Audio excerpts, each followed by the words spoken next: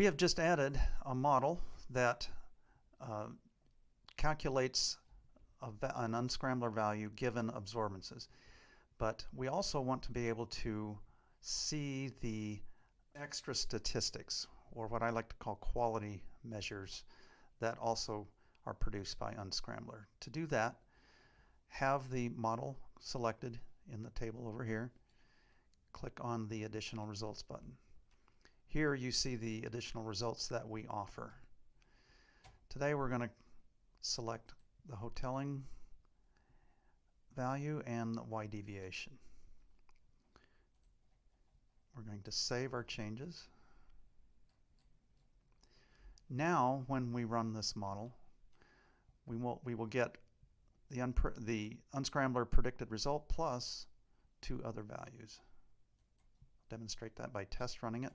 We see that the answer is now a multi-answer containing the predicted value, the Y deviation, and the hoteling result.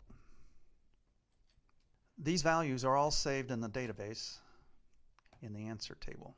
To see the answers, you bring them up here, and we see that we have not produced these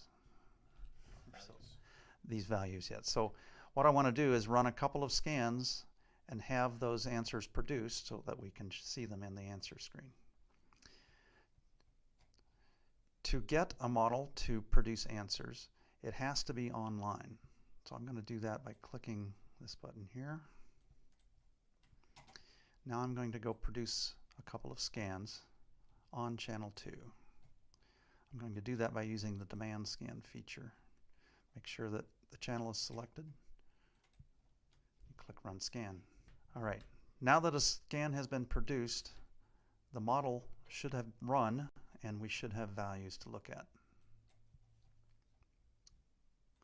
We'll open the answer screen and there they are. Note that the predicted result is this value. The hoteling value is here as well. Notice that these all appear as separate answers and therefore are all visible.